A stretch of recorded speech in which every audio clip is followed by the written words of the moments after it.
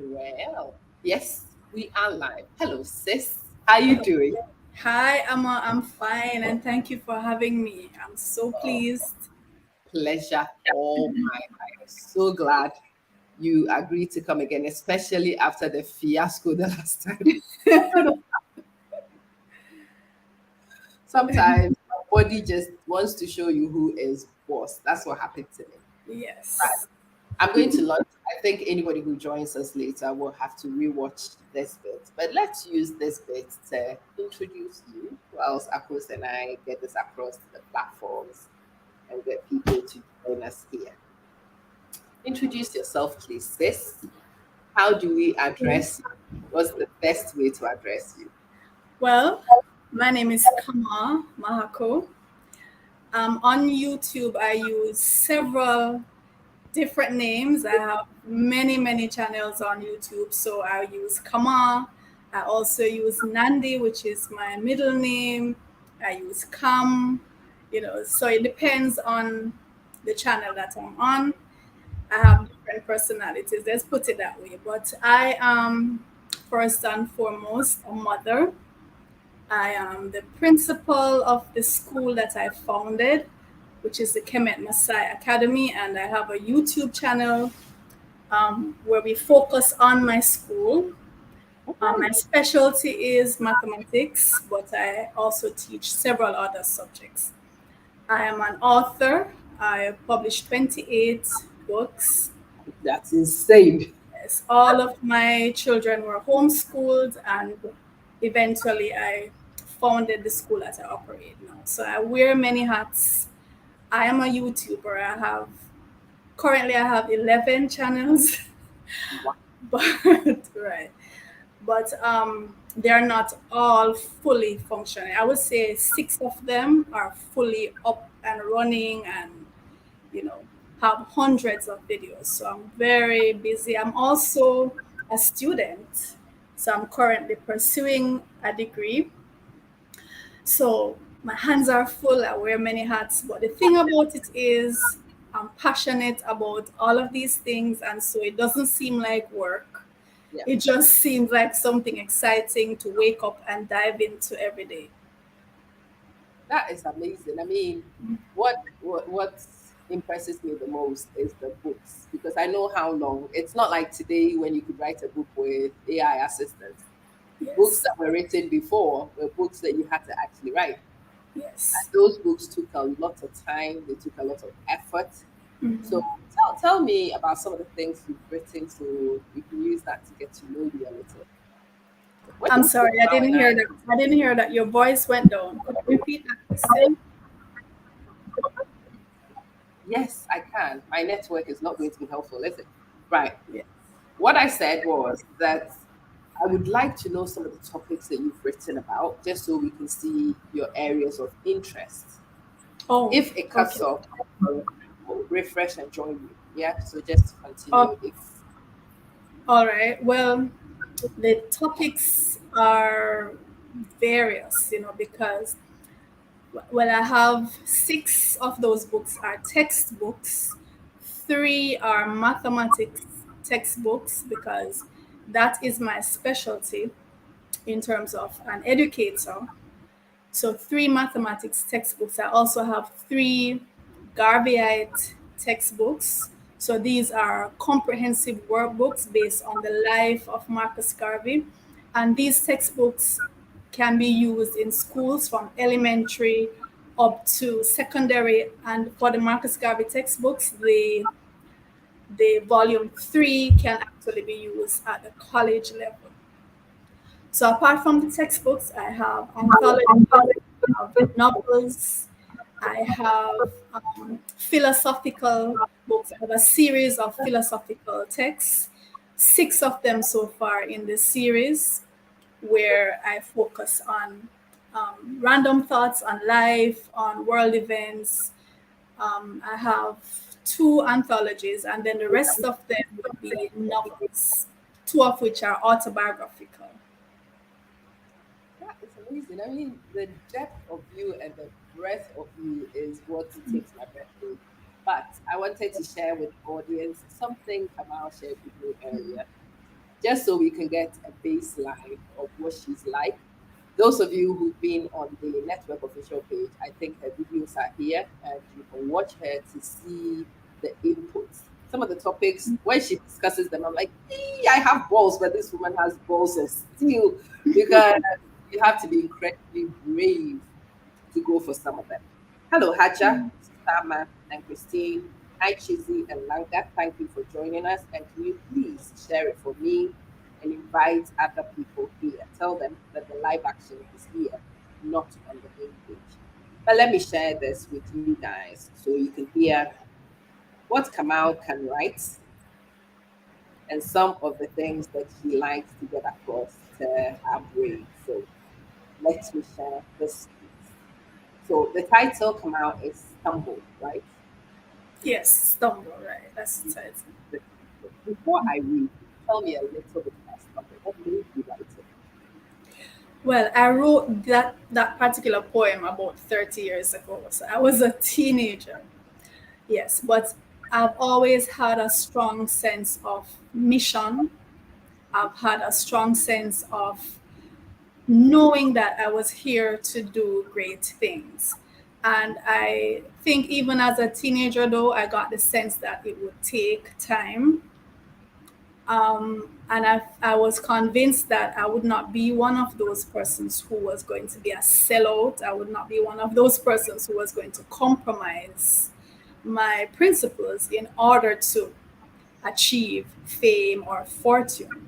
So I remember writing that poem and thinking, I'm here to do something great, and the world will know about me, but the world will know about me on my terms.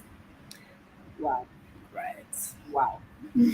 Most of us are lucky if the world knows about us. Most of us do not have the balls to tell the world to get to know us on our Mhm. terms. It's our way or the highway sometimes, because otherwise it's full of compromise, this life, isn't it? Yes. Let's listen to Stumble. I'll read it as I receive it. So it goes this way. Until you stumble upon me, I grow, patient as a rock, frisk as a young gazelle, gentle as a fire. Come out. Yes. Which fire is gentle? That's a loaded line there. Well, let's right there so you can unpick it for me. Yeah. Unpack something for me. You, But my brain is all over the place. Okay, frisk as a young gazelle. Okay, but gentle as a fire. yes. Yes. I just this morning I wrote a Facebook post. I don't know. And I was saying I have a fire spirit. Without a doubt, my spirit is fire, and you can be warmed by it or you're gonna be burned by it. So it's really up to you. It's how you approach me. So yeah, that line is loaded, and it's really telling you, no, I am not gentle. I look gentle.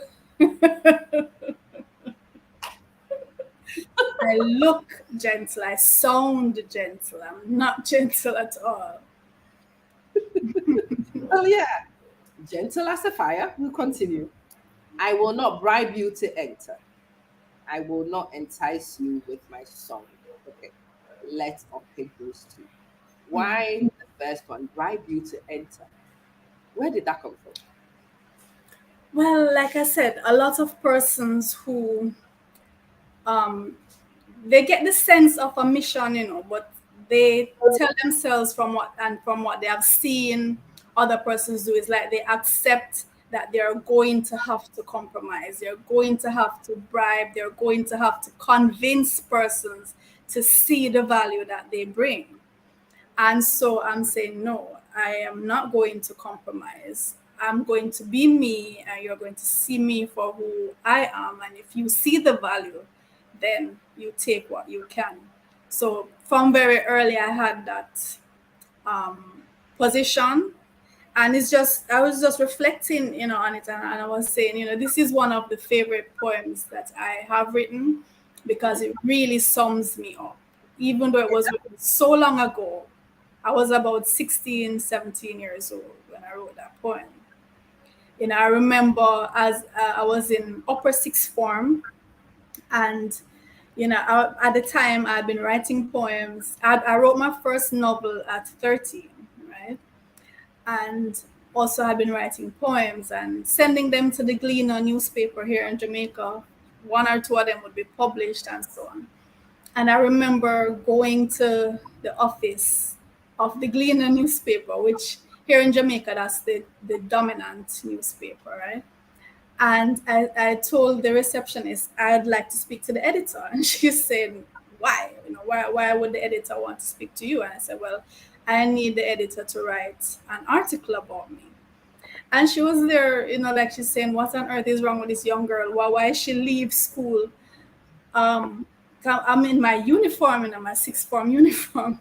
Eventually they let me go up to speak to the editor, and he was saying, I remember Eugene Peter, and he was saying, okay, how can I help you? I said, well, I would like you to write an article about me. I'm a poet, and I would like you to write an article about me. And he's saying, why? What's the reason? I said, well, because my poems are quality and I have a lot to offer to. And I was there representing myself to this man, the top editor. And he did write an article about me, and I still have the article. I published a copy of that article. I wrote a book called Prolific, which is how to write like a master. And in that book, I put a copy of the very first article that was published about me. I went to the offices of the Gleaner and I demanded that it be written. I was in what, grade 13? Yeah, I was in upper six. Well, this is a good thing. I mean, that's something most of us as adults will not even dare Yes. to think about. Mhm. And to actually have the balls to walk to the place and to demand until you went and to convince for them to do To that. That's do. amazing. That's Yeah. amazing. All right, let's continue. So I will sit and wait and watch you stumble. One day the world will stumble upon me, and gladly by then I will be much too old to succumb to the glamour of fame. Okay, let's pause right there. I don't pick one. Hit me. What's going on in your head at this? It's you see, when you live a life of not compromising, when you live a life and you can look back to say, well, I have not sold out, I've stood by my principles and so on, then, it puts you in the position to say, hey, I, I can be proud of that. And when the fame comes, when the fortune comes, and you know that they have come on your terms, not from bending backwards, not from sucking up, not from kissing ass, Ooh, then it's a pride you can own, and it's something you can bask in then. okay, so let's talk about the selling out and sucking up and the rest of it. Mhm. Just so we are clear. So for a woman like Kamau, Mhm. what does sucking up and selling out actually mean? What do you Well, define it would as? mean not being so bold in the statements that you make. It would mean toning down. It would mean accepting terms that you're not satisfied with in your soul. You're not satisfied with them. And some of us, for the sake of getting a foot in, you compromise. And my spirit is not, that's not my spirit. That's not my spirit. And I have to be able to look at myself in the mirror. I have to be able to rest well at night. And for those reasons, I have to represent myself and make sure that those who come in contact with me know what my principles are. Even at my school, I always say to persons, this school is not for everyone, and everyone is not for this school. And I make sure we have orientation exercises prior to even registration, so you understand what this school is about. And if it's not for you, then don't come. And if you're here and you find out it's not going well with you, then leave, because it's just certain principles we stand by, and we don't compromise on them. You see, our school is based on the principles of Marcus Garvey, and it's self-reliance, self-determination, self-confidence, standing ground. So if you come with us, you have to be on that.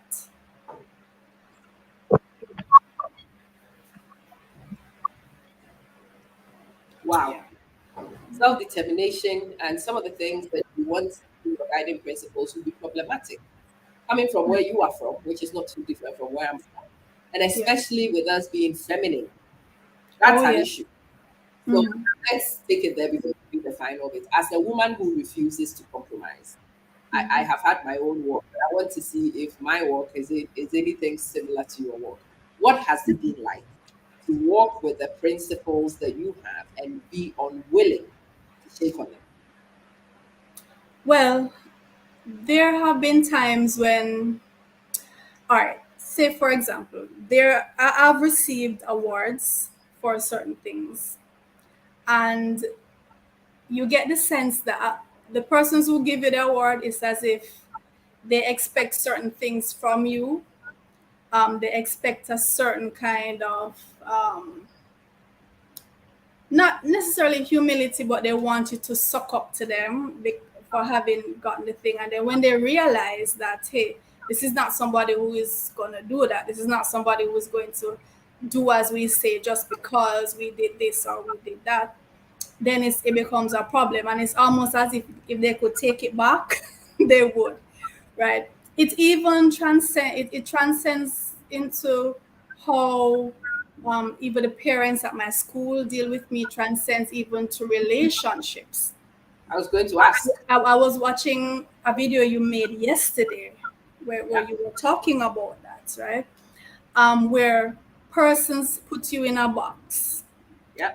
and they expect you to stay in that box. And when you start showing signs that, hey, this box is not for me, this cannot contain me, then they have a problem. And just as you said, it transcends to family, it transcends to your intimate relationships, it transcends to everybody who you deal with. When they realize that you are heading higher than this thing that they wanted to confine you to, it becomes a problem. And it can mean people cutting you off.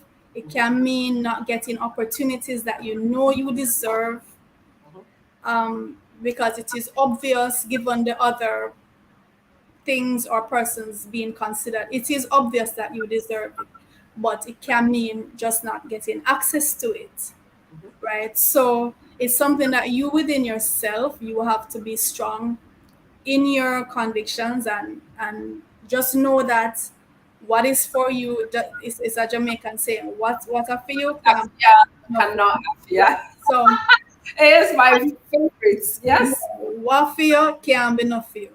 So absolutely. sometimes I find myself saying, I'll look back and I said, and this is that statement too I heard you made yesterday, where you said somebody look at you and say, given all the talents you have, it's ridiculous that you're not a billionaire.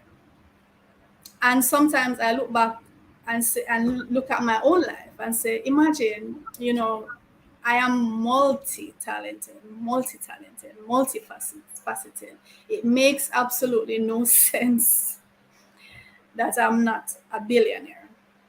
But I can look at it that way, and I can look at it another way and say, I have been preserved because maybe certain situations that I would have gotten into that would have led me sooner to that place, it may have also put me in jeopardy, because I've seen it happen to others where, in chasing this dream, in chasing the fame, in chasing the fortune, they end up in situations that put them in jeopardy, put their integrity in jeopardy, put even their life in jeopardy. So it takes some patience, and it takes a lot of confidence in yourself, and understanding that, hey, this mission that I'm on is my mission, it's my journey, it cannot be taken from me. And I will fulfill it in due time. It is a brave position, though, isn't it? I want this to be something that we declare upfront because sometimes when we have these kind of conversations and you talk about your convictions, I recognize the path you'd have walked because I've walked the same. And I Mm-hmm. have scars on my back to show you from the brave choices you make. And sometimes it can be a bit romantic where people are like, yay, we're going to stand our ground and yay, we're going to have principles. But it comes with a lot of responsibilities and there are Mm-hmm. consequences for that choice too, right? Yes. Let's talk about some of those consequences. Practical ones, Mm-hmm. very practical ones. So we've talked about professionally not being able to. One of the things that I think people find very difficult is when it leads into your amorous relationship. When a Mm-hmm. person you love, a person who has known you long enough and should know better, Yes. decides to compromise on something and expect you to compromise along that puts you in a very difficult position. Mm-hmm. Have you encountered this before and what were the consequences for you? I'm kind of struggling to hear you a bit. Oh, my network is struggling. Can you hear me now? I'm hearing you now. Could you repeat the last question? Fine. I was asking about some of the consequences of this hard life choice, especially I want to take it to amorous relationships. You are Yes. with somebody and the person is willing to compromise on something Mm-hmm. and they expect that you also compromise along. And Mm-hmm. if you don't, then it creates issues. So, one, I want to know have you encountered those situations before and how did Definitely. it turn out for you? Yes.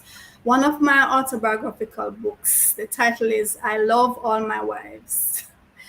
Wow. And yes, and that book was written from the experience that I had with my children's dad. We started off the relationship on the grounds that it was going to be polygamous. Now, this is Jamaica. Polygamy is not practiced here. But because we were very Afrocentric, we actually, at that stage of my life, we were really very militant. We had something called a lodge where we would meet, we'd be dressed in full black.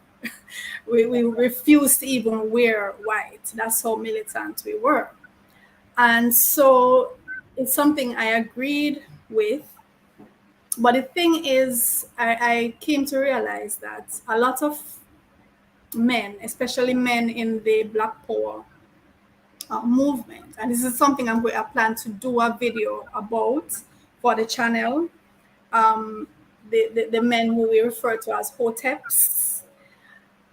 Please define them just in case people don't know Yes, who so those. the men who we refer to as hoteps. So these are brothers who they are Black Power, um, but a lot of them use it as a facade to kind of recruit women, and having done so, they basically use that as a way of manipulating and even abusing women, right? So from the experience that I had observing the relationships that occurred within our movement, I saw that a lot of the sisters were they were struggling, they were suffering, because the thing is, with the women, they attach the movement to the men. They attach being in this movement. The whole thing is attached to the man, and so if something happens and they fall out with that guy, it's like they reject the movement because of that attachment, right? And what I saw happening was that no, this was not polygamy. This was promiscuity. This Okay, you found this that. was promiscuity. And this was promiscuity that did not even have the, um, there was no transparency. So you would Right. be told, you would be told, okay, I have other women and that's it, right? There would be, if you suggest, okay, let us as sisters, let us meet, let us talk, let us lay some foundation, let us lay some principles. No, they were not interested in that. They wanted to be promiscuous, but they did not want to meet the other obligations that would come with polygamy as it is practiced on the motherland. There would be no accountability. There would be no obligation. For them, the financial obligation would be if they, for some of them, right? If they feel like it, if they have it, but it's not the official duty as imposed on men who do practice polygamy, right? And you made a So reference to something there, which is very interesting about practice on the motherland. When you finish, we'll unpick that one too. Yeah. well, I suspect that there are some on the motherland who don't meet the requirements either. So, Only some. yes. But you see, this is presented to you, as a young girl, 18, 19-year old, very militant, love Africa, love everything about Africa. And so yeah, you're willing to accept these terms, but then as you grow, you realize, no, this is not for me, this is not even what it should be. And yeah, when you decide that, hey, I want out, yeah, people are going to have problems, and they're going to say, but you said this, and you're not standing by your whatever. But it's for you to know that, listen, you're growing, and at every stage in your life, you have the right to change your mind, and you have the right to stand firm on that, right?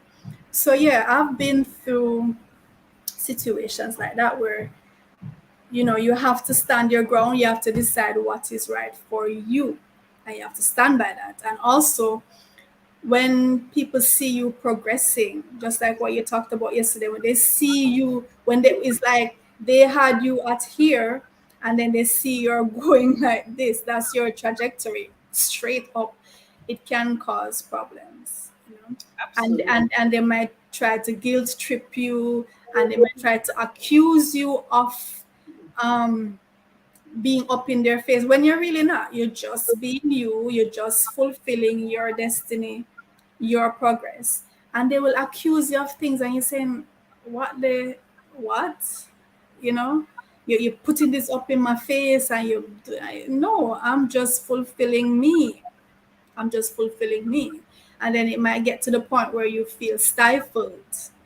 And you don't feel appreciated, and you say to yourself, well, if knowing your worth, knowing what you bring to the table, and you say, okay, you, speaking of the male, you had this one job to take care of this precious woman who is going to bring so much to this world, and because of a tickling sensation in your pants, you could Ow. not do that one job.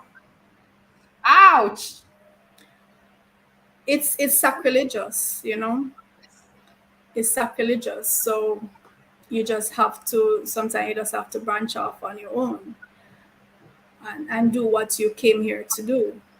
Isn't that the reality though? That's why I wanted to unpick that with you. Again, I get these conversations with a lot of people all the time. But I think people have a romantic view of what having principles mean. Mm-hmm. And people expect that they will have principles and then the world will bend over backwards for them and it's going to be a rules Yeah. pathway. And it's not. It Mm-hmm. has a lot of pitfalls, it has a lot of sacrifices. And I think it's one of our responsibilities as a group of women who projects the image that makes it attractive. Mm-hmm. Also to come up to some of these things and Yeah. say exactly what it is. People come to my inbox all the time. I want to be as brave as you. And I'm like, do you know how much attack that will attract to you? Mm-hmm. And have you got the balls to actually soak up that pressure and still remain Yes. standing? And Yeah. yeah, it's an important thing. I think it's a responsibility to disclaim so that people know what comes with the territory and they can make choices based on it. I don't want Yes. to romanticize and glorify anything without full disclosure. It, So it that's what we definitely does. But when I ended the relationship with my children's dad, I had 4 children. I was not working. ow. everybody who everybody who I told that this was the decision I made, they looked at me like, "Are you nuts? Are you crazy? You know, where are you gonna go with 4 kids? You're not employed." Because, like I said, they were homeschooled, so that was my job to homeschool them. And I said, no, but this is my position, and this is what I'm going to do, because it's just not something that you do as a woman. You are told that, if you have 4 kids, nobody's gonna want you. No man is gonna take you up with 4 kids, and what you're gonna do. But for me, the important thing was my self-respect, my mission that I'm here on, and I knew that I was not happy. And if I'm not happy, my kids are not going to be happy, and I'm not going to get to do what I came here to do. So I have to secure my peace of mind. And yeah, that's what I had to do. So for me, it's never, I never look at the difficulties that are going to come and let that be a deterrent. I always say, yeah, because I'm a spiritual person, and because I do a lot of fasting and meditation and stuff like that, I always say to persons, if someone is going to deliberately deprive themselves of food for 40 days of their own volition without provocation, this is not somebody you want to mess with in terms of trying to sway them or trying to blackmail them or trying to threaten them. This is not somebody you're going to be able to do that to. And it is what it is. You You know what I was actually hearing there, and I think maybe in hindsight, also looking at one of the lessons I've picked up there is sometimes you've got to really listen to what people sell to you and unpick it deeply enough Mhm. before you go into some of these principles. Because, for example, it would have been a good thing with the lodge, but when it's a big group of people, discipline and order would also be a challenge. And if you sat down to think about it that way, it would have been something that would have happened, right? Mhm. Yes, and there's also, it's like there's a pecking order. Yeah, I observed that, yeah, you're gonna have 1 or 2 alphas, yeah. and they kind of, there were other guys who, trying to get a space for themselves, and they were shunned. They were stifled from my perspective, looking at it, and I'm saying, that wasn't fair to them. I had to leave that situation because it wasn't working out for me as an individual. And then I've just come to realize I'm not really a groupie. Mhm. I do my thing. I do my thing, and I do it well, and I do it best on my own. So Call the shots in yeah, this one and bear the consequences, isn't it? yes, but It's having to call the I shots and you bear the consequences. That would be a challenge. yes, but I don't regret it though, because you know I look back, and I learned so much Mhm. from those guys. I always say, my favorite, when I think of my favorite writer, my favorite poet, my favorite singer, the historians that I've come to know and love, all of these people, I knew them through that experience. I knew them through exposure with those guys. So I have benefited tremendously from knowing them. All the speeches of Malcolm X, and at this time, this was like in the early 90s, we didn't have the internet where you can just type in Malcolm X and you see all these guys were, you could say they were smuggling these things down to Jamaica. When we got an audio cassette or a video cassette with Dr. Ben and Malcolm X and Chancellor Williams, and this was like things that you have to be hiding it. Well, we weren't hiding it, but you know what I mean, right? It's contraband. At that time, it was like contraband, and these guys ensured that we had access to all of this information. I was exposed to Kamaudacity, my favorite poet, through these guys. Joan Armour Trading, my favorite singer. All of these, James Baldwin, my favorite writer, and all of these persons. That's how I grew up. That's how, because back as a teenager, you would have these Afrocentric ideas. But the closest thing at that time was Rastafari. Because that's what was there, right? And so you would start off. I started off walking up the streets of Kingston, interviewing every Rastafarian I saw. I would stop Oh, them and sit them down and talk to them and ask them questions. But then later you got to understand that, hey, no, you don't have to go through Rastafari to get to Africa. There is another way, and these guys showed me that way, and they were like my big brothers and big sisters. They guided me. They gave me access to the information, and I am a lot of who I am today is as a result of that. So I'm in no way negating that, but there was just another aspect of it that was not for me. And I saw the sisters really struggling to other women in the movement, really struggling. And the reason for it was tied in with the ego of the men, and what they wanted to subject these women to, and the fact that the women had tied them to the movement. And so in pulling away from them, they pulled away from the movement. And I saw this in most of the relationships. And for me, it's a very sad thing. It's a very you sad thing. Because even when the sister, 'cause you know how women are, when the sisters came together, even behind the backs of the men, I said, okay, we have this thing going. Let us then, as sisters, come together.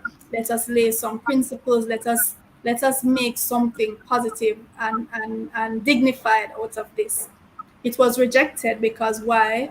No, there won't anymore be any there would be transparency, and you couldn't be hiding behind this and that and going here and doing this and going here and doing that.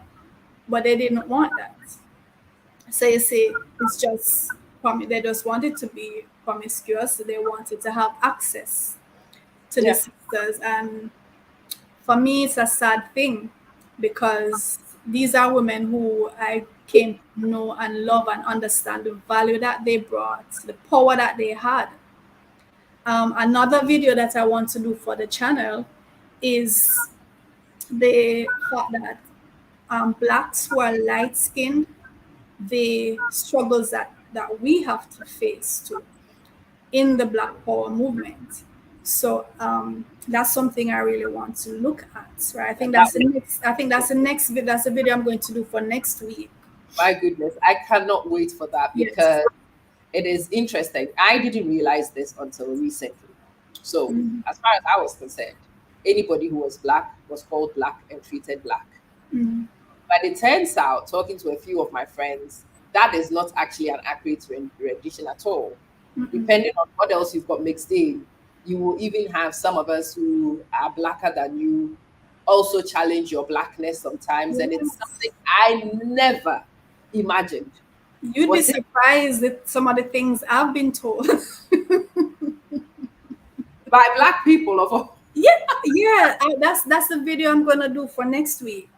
I remember being somewhere and talking to this group of men, and where I was declaring, because I was very militant as a 17, 18, 19 year old, very, very militant. The first job I got was at a bank, and I had to leave that job because of how militant I was. And these guys, they look at me and say, why are you talking about black? You're not black.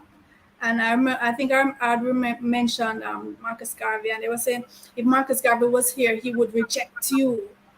You couldn't be saying these things in front of Garvey. And some things that I've been told, but I really want to look at some of the other um, black men and women who have been in the struggle, and you know what we have experience, what our experience has been. And the thing is, for the brothers and sisters who are heavily melanated, you tend not you take it for granted.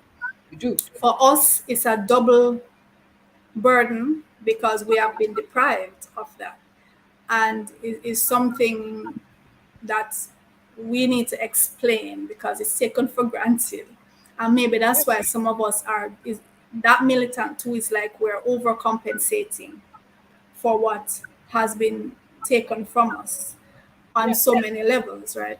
Yes, I definitely want to dive into that for next week because it's something to talk about, you know. Wait. I cannot wait because yeah, I would like to hear your perspective. It's something funny. As an African, I would have thought that we were the most marginalized group of people, hands down. Mhm. And I would not have even thought of the other alternatives. And in fact, from somebody who is deeply melanated like me, we've Mhm. always assumed that those of you who got the lighter streak got the better, easier route Mhm. into life. And it's been very interesting sitting with these friends of mine. They happen to be Jamaican too, but very light skinned Jamaicans too, Yeah, talking about their experiences. And I was like, yeah, there is colorism, right? And there are persons who, all right, so there are Jamaicans who are of a particular hue, and if they were to go to like the United States, everybody would know they're black. But when they're here, they are considered almost white, and they are given that those privileges, and they bask in it. For most of them, they take advantage of those privileges, right? But then for the ones who want to insist on their black, for me, it has never been a question. From I fell out of the womb, it has been Africa, Africa, Africa. It's never been a question in my mind from I dropped out of the womb. But then persons are it's like they're saying to you, why not take advantage of the privilege that you can have? Why would you deliberately subject yourself to ray, ray, ray, ray? So yeah, it's a thing. It's definitely a thing. oh, I can't wait to see it, to hear you on that video. I expect that to be a very thought provoking one. So, guys, Yeah. this is Kamau. Kamau is on the page every Sunday around this time. She is on the network. If you've not encountered her before, after this interview, definitely go back to the Manson network page official to go see what she has there. And Mhm. I will get Apple to post some of her YouTube channels also, so that you can find her in her original homes and see what she does. Because what she does is just so pure. It is so unadulterated. Sometimes I watch you, I'm like, girl, am I black? Oh my god, I need to top up on some melanin. My goodness. But so I had the final bit to read on this poem, and I kept it till the end because I wanted us to listen to the final bits. Network. I thought I had it open and then I don't have it open. There it is. Okay.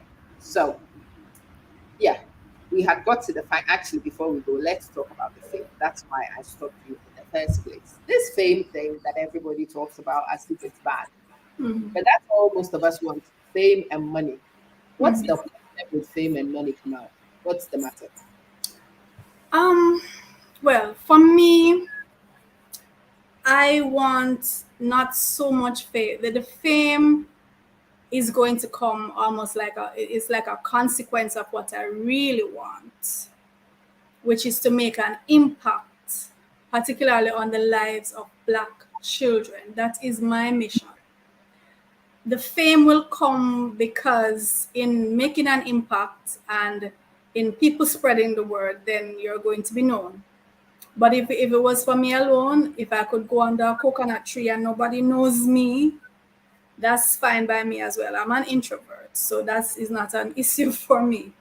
But Mm-hmm. because I want to make an impact on the lives of Black children in particular, then I understand that I have to um, make that effort and it is going to spread. So, like at our school, we don't advertise, it's word of mouth, right? Because our student at our school, our grade 6 students, are doing CSEC exams. Now, CSEC exams are done in grade 11. Our grade 6 students do CSEC exams. Um, Three of my biological children hold the record here in Jamaica for the most CSEC exams done in one sitting. Typically, a grade 11 student would do 8 or 10 CSEC subjects. My daughter, for example, she did 16 in one sitting, and she got the highest grade, grade 1. Because of these things, so 3 of my children received the Mayor's Award. And for me to have 4 children and 3 of them have received the Mayor's Award, that's quite an accomplishment. So my children have been featured on the TV, newspapers. So the word is going to get around. Fame is going to come, but that is not necessarily an issue for me. I want the fortune because I want to travel the world. I want to experience life abundantly. So definitely the fortune, I'm embracing that. The fame, it's a consequence, but I could do without the fame. That's interesting. So that's where we stop. Let's reread the second. Well, if start from here. To succumb to the glamour of fame, Mhm. much too experienced to be played on a string, and Mhm. much too young to have any regrets. Yeah, Now, that's, unpack that that's a for me. clincher. Yeah. Unpack it. It's loaded. So unpack it for me again. It's loaded. Yeah, you see, again, when you have when you have learned from the experiences of others, and so you didn't have to go there in order to experience, you didn't have to go there in order to learn. You didn't have to get burned in order to learn that you don't do that with your hand, you don't put your hand in the fire. When you were blessed with the wisdom to avoid certain things, and then you get to a particular age unscathed, um, untainted, then you're able to say, yeah, I'm old, but I'm too young to have regrets. I'm much too young to have regrets. I have not been burned. I've not been, tattered. um, but I have learned from the experiences of others. And it's a position of pride and strength And privilege. and privilege, yes, to be able to be at a certain age without having been tainted. Yeah, Yeah, it takes some wisdom. It takes some submitting yourself to the guidance of forces that others aren't privy to. exactly. Yeah. Exactly. I think it's one of the things that has been an interesting discovery for me in the last few years. I assumed that certain things were the norm Hmm. because it was the norm in the circles I operated in. Hmm. So I assumed those were the norm. But these days, when I talk to people and I hear the journeys people have been through, I hear some of the experiences, the paths people have walked that you have been fortunate and blessed enough to miss out on. Hmm. It feels like a very privileged position, doesn't it? Yes, and the thing is, you missed out on it, but you learned from it. Well, That's you will happily miss out on it. There are some of yeah. those experiences I do not want to know about. I really Mhm. don't. So now that brings me to we've talked about Black children generally, but I want to bring it to daughters. Two. Raising, raising Black girls at the Oh, moment, with okay. everything you've seen and with everything you've been through and you currently know. Hmm. Let's just start from the beginning. If you were speaking to somebody who was raising Black children and they were Yes. asking for your guidance, what would you say? Well, I have 2 daughters and 2 sons. So, it's been a very balanced experience for me. But when you're raising your daughters in particular, first of all, you have to ensure that they are protected. You have to ensure that you keep them safe, right? The sons too, but I was asked about the daughters, right? That's the very first thing. I heard you just this morning, Amma. talk about the fact that you're not bringing people into your home because you have to secure the safety of your daughter. That for me, and this is something that, listen, even some of my relatives, right? And this is something that I've heard people say, come on, no, I'm saying to you, even some of my relatives, I would not expose my daughters to, right? When it comes time for you to ensure, like for example, they have to go do their driving lessons, they have to do swimming, you have to be on point, you have to secure their safety. That's the first thing. The next thing is you have to lead by example, because a lot of the wisdom that your daughters are going to have is not even things that you're going to say to them. It's things that it's going to trickle down to them from what they observe in you. Ooh, Kamau. Yes, a lot of the things your daughters learn, there won't be things that you say Ooh. you speak to them. It will be things that they learn from watching and observing you, what you do, how you respond to situations, how you respond to others around you, right? Let your daughters see you progressing. Let your daughters see you going after your education. Let your, Oh, let your daughters see you having intellectual conversations. When they're passing you in the room and you're on the phone with someone, it should not be gossiping. ow. It should be you having an intellectual or at least a serious conversation with someone. These little things you don't have to say to them, but they're going to observe. I've watched my daughters and I've seen them do and say things, and I really stand back and I say, but I don't remember saying this to them. I don't remember even warning them, because some things you just do, the opportunity never arose. But they Because know it's what to do. Yes, it has trickled down. It's mother weight. It's mother weight. It's in the air. They breathe it in from being in your ear, right? And let them see you stand for certain principles, because ooh, they will know they have a voice, right? And they can. Right now, one of my daughters is in transition, with about to start college, and she's teaching at my school now. She's an assistant teacher at my school, right?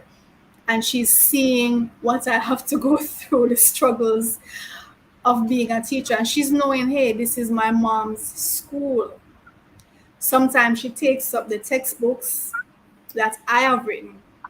And just in the week, she took up one of the Garvey textbooks, and she's saying, you wrote all of this, you know? mm, Right. The other day, I was handing over my books to the National Library of Jamaica and the University of the West Indies open campus, their library, right? And I made sure that my two daughters were there to witness.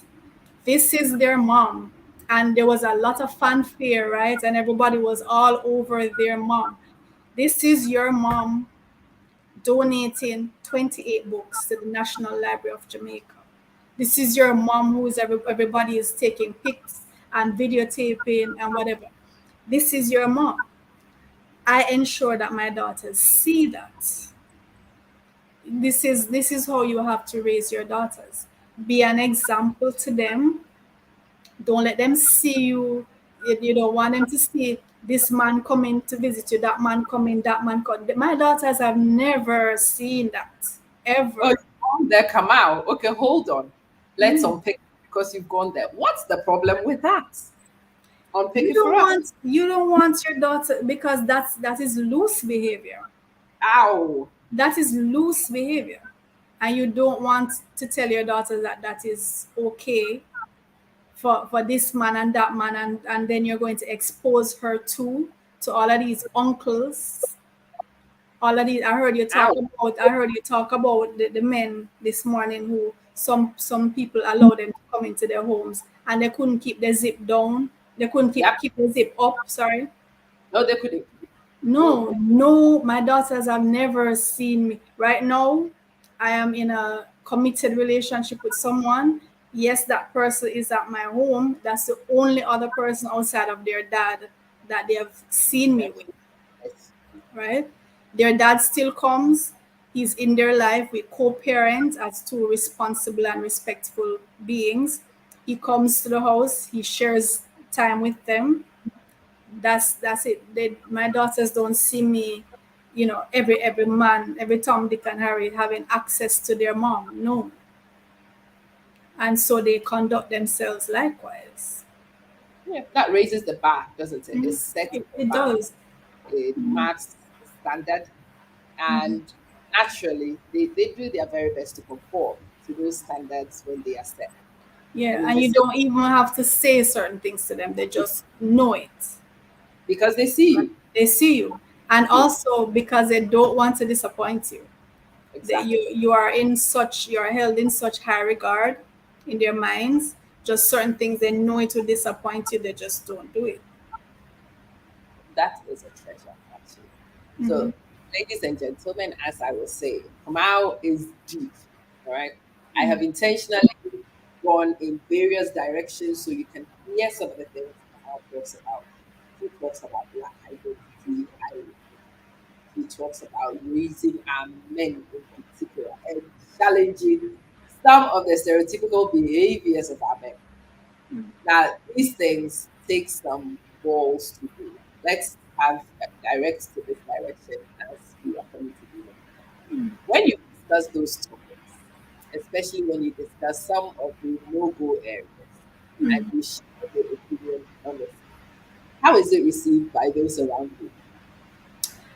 Oh, well, at this point, the people who are around me have come to accept that these will be the kinds of opinions held. Like, at first, there was resistance. Like, if we go even as far back as childhood, when I decided I was going to be a vegetarian, I was 13 years old, and my mom was not having it.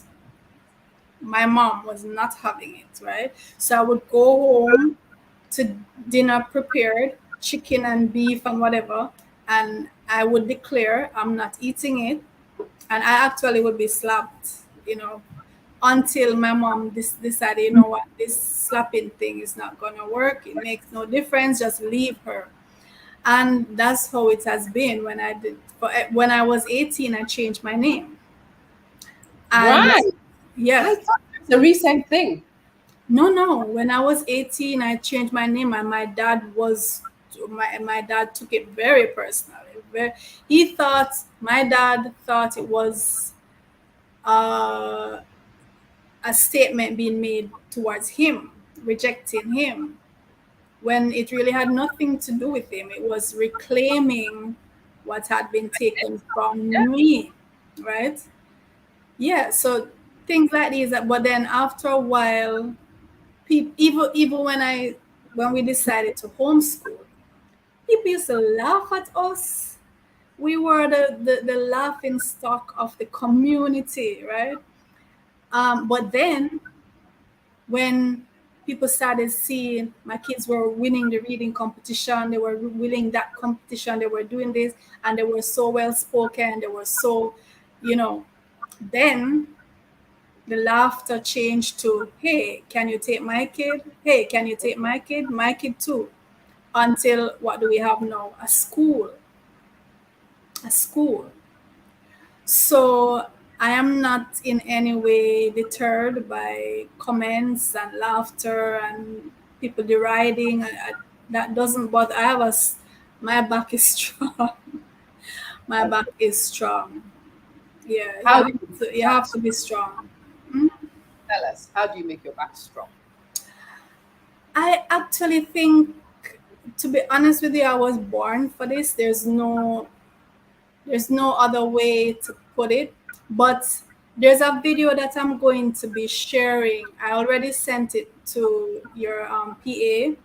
There's a video I'm going to be sharing on the network this week. She has it, but it's maybe in a day or two. Yeah. And that video talks about a condition that I have, which is TMAU. And in dealing with TMAU from childhood up, I think that has helped strengthen me a Mm. lot, because it's something that people literally run away from you when you have this condition. They laugh at you, they stare at you, they point fingers at you. And having to deal with that Yeah. made me almost impermeable to anything like that. So that was one of the things that has strengthened me. But also, I really do think I was just born for this job. Was I was born for this, and See, what yeah, I hear in what you just said is that in order to have a strong back, you need to know thyself. That's the first one. sorry, I didn't get that part. You need to know who you are.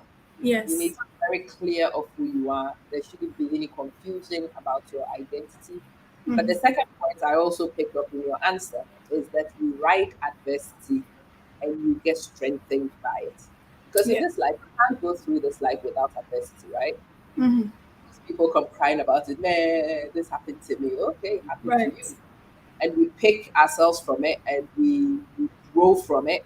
And yes, sometimes you will get tough skin because you've been scratched. Hmm. She who has not been scratched will have very soft skin. Yeah. Because Because having a condition like that, most people would never even think of even being in a profession that I'm in, where you have to interact with people. yeah, You have to interact with children who can be so, I mean, they're just blatantly honest. yeah, um you know. oh So yeah, right, but yeah, for example, being a writer too, I should say, being a writer has helped, because with most artists, the adversity, the trauma, the depression, that feeds into your craft, right? it does.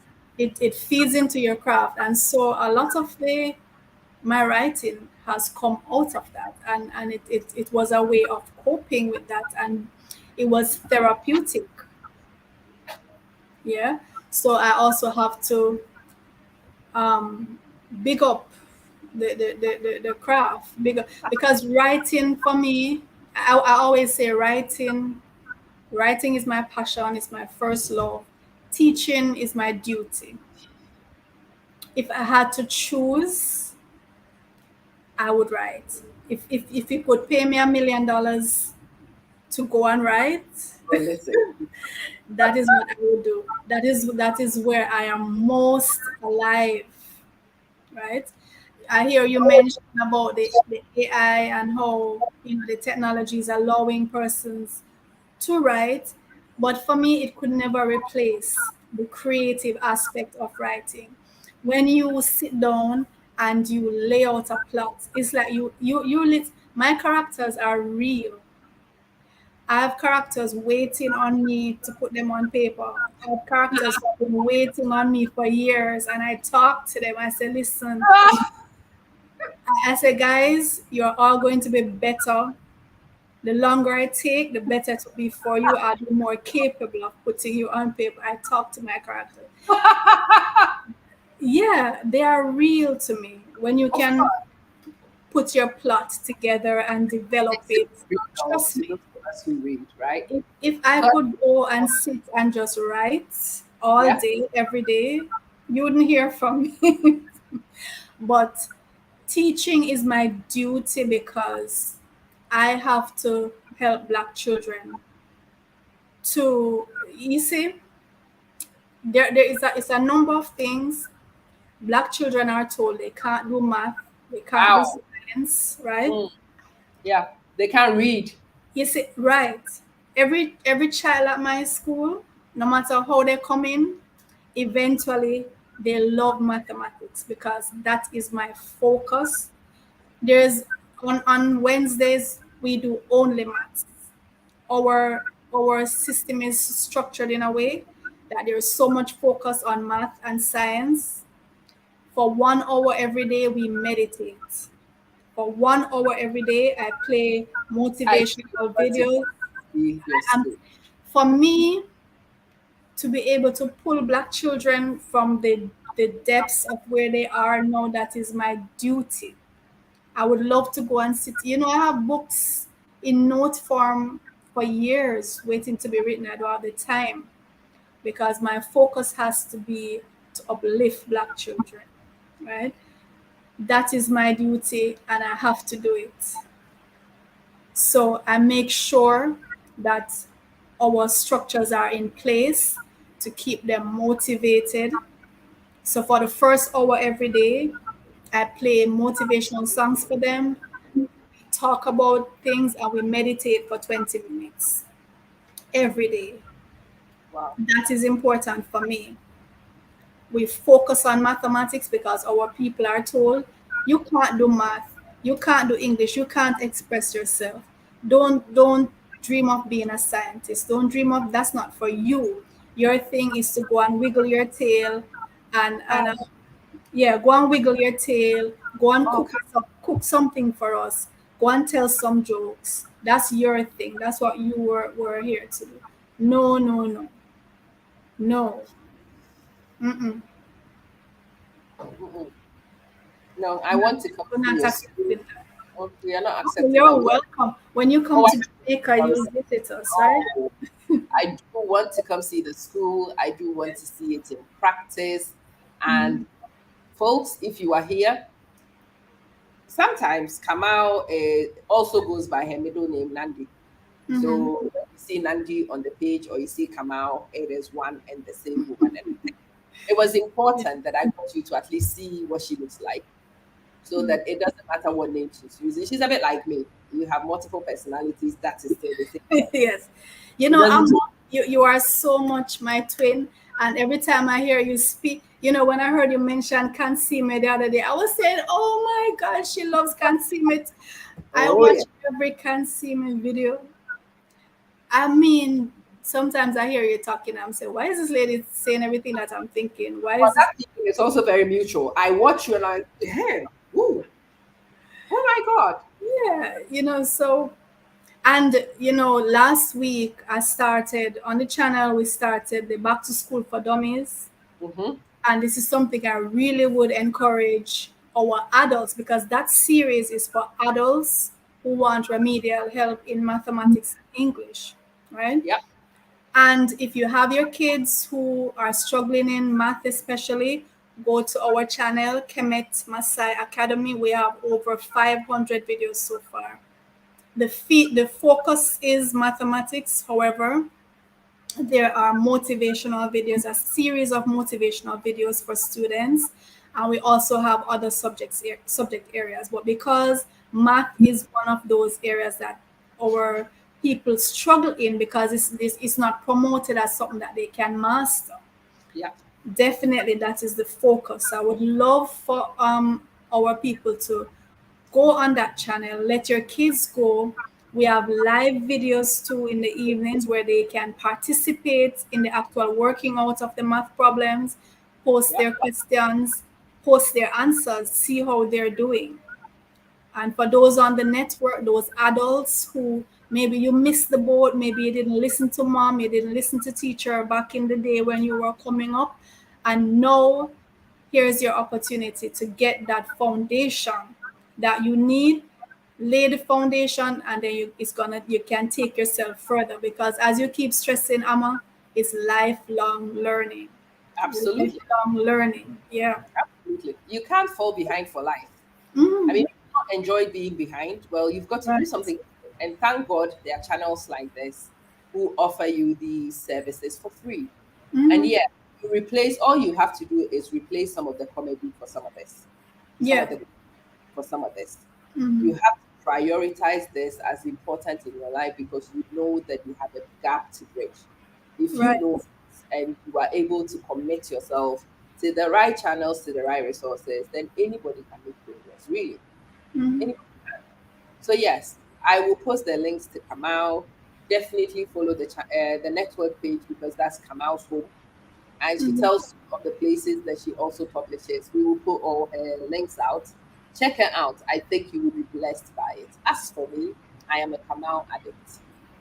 I watch the videos. I don't Likewise. see all of them live, But when I get a chance and I notice that you've posted something, I come and I watch. And every single time I watch something, I take valuable points forward. And I hope and I sincerely hope more of you will tap because there is so much there to tap to your benefit.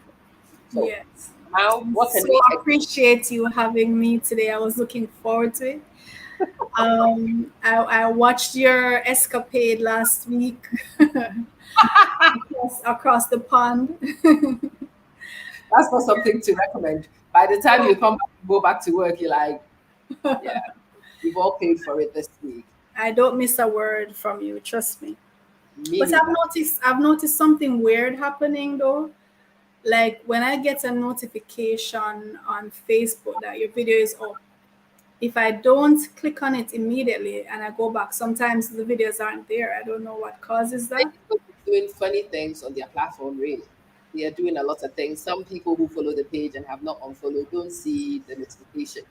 The only way around is to refresh and just open the page itself and just But even when I refresh, because I know I saw something pop up earlier about it was three topics. It included Quora, and then when I went back, it's not there. Facebook is irritating. I don't know. It's all I don't know. a whole lot of things going on with the platform. And that's another thing. Kamau, when I have figured out, I'm also going to share it with you. I have found a new platform for the premium content. You definitely will be one of the people I'd like to encourage to put the learning content, especially the ones that are so premium, people have to pay nominal fees to access. And you organize them in a place that is easy and accessible for those who want to. So I am testing. And when it passes the test, I think it probably will. But when I finish testing, I'll come back to you Mm. so I can tell you what that is and how you access it.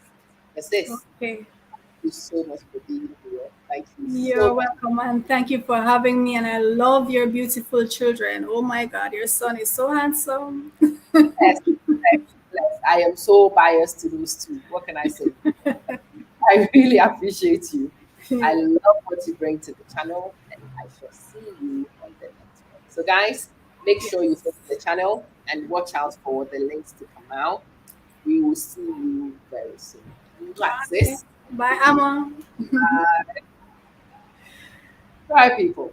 So, I like to bring you amazing people, and Kamau is definitely today's amazing fan. Yeah.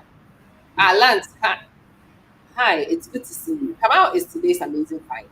Do go check her videos out. Those of you with young children who have identity issues, we certainly want to share with them Kamau's videos. Yeah?